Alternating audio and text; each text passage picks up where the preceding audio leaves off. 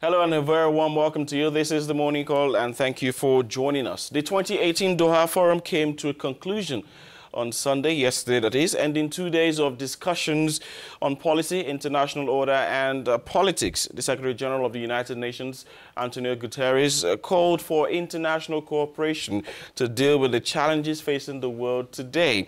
Following a productive 2 weeks of global dialogue for the United Nations alongside its member states, governments and advocates, Secretary General Antonio Guterres underscored the importance of international cooperation in the world that he says is more connected yet becoming more fragmented.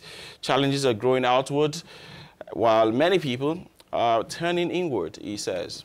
And Jerry, this forum was also an opportunity for Doha to set the record straight with its neighbors or enemies. A spokesman of the government said that the country denies any accusation of supporting terrorism made by Riyadh, Abu Dhabi and Manama since June 2017, and it didn't want its sovereignty challenged in any way. Our position, and I quote, is that dialogue helps to bridge the gap between the parties to the conflict. Dialogue is the beginning and the end. All disputes can be settled in a dialogue with respect, in non-interference of business states, and in the rejection of any form of discrimination or terrorism. For us in Qatar is our journalist Ronald Kato, who has been covering the forum, and we have him with us now. Ronald, good to have you with us. Thank you very much.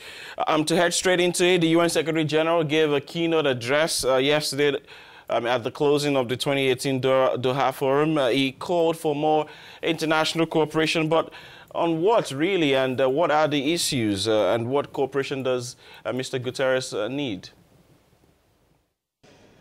A very good morning from Doha. Antonio Guterres, the Secretary General of the United Nations, urged more global action on climate change, saying it was the single biggest threat facing the world at the moment. He said slow or no action would aggravate global warming and end in disastrous consequences for especially poor countries who would have to deal with food and water insecurity, famine, more natural disasters, and job losses.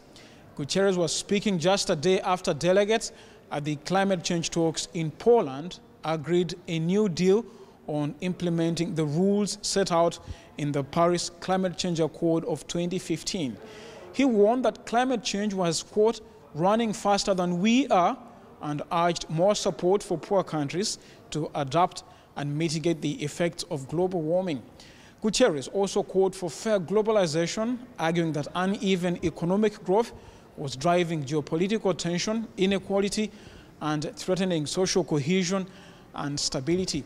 He also called for the responsible use of the internet, which he said had the potential to destabilize the world if used irresponsibly. He also commended the peace deal in South Sudan, saying it was crucial for peace to return to the world's youngest country.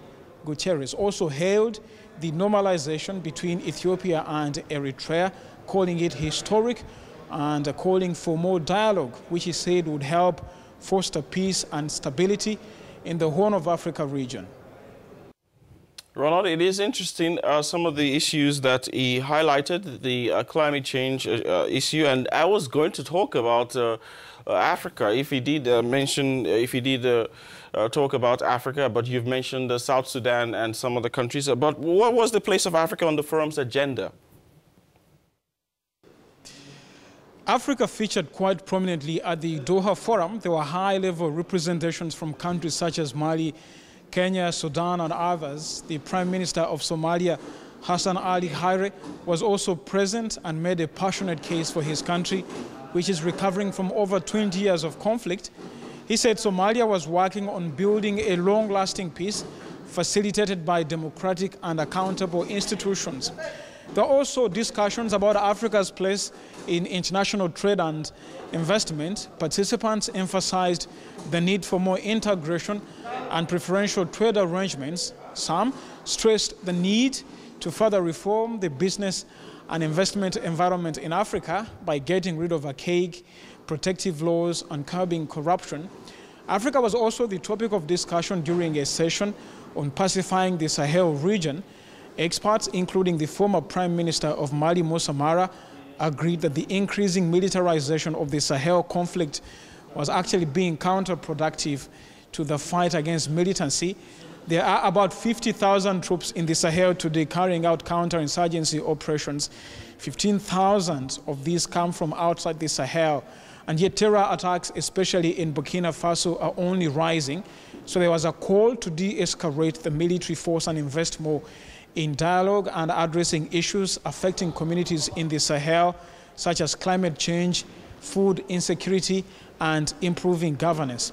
There were also discussions about what the new year might hold for Africa's economies. There was general agreement among participants that economies such as Ethiopia and Kenya will continue to grow in 2019, although by a few points. But there were also fears for resource-rich economies such as Congo, Angola, and Nigeria. Their growth isn't looking good, their growth prospects aren't looking good, as oil prices are expected to stay down.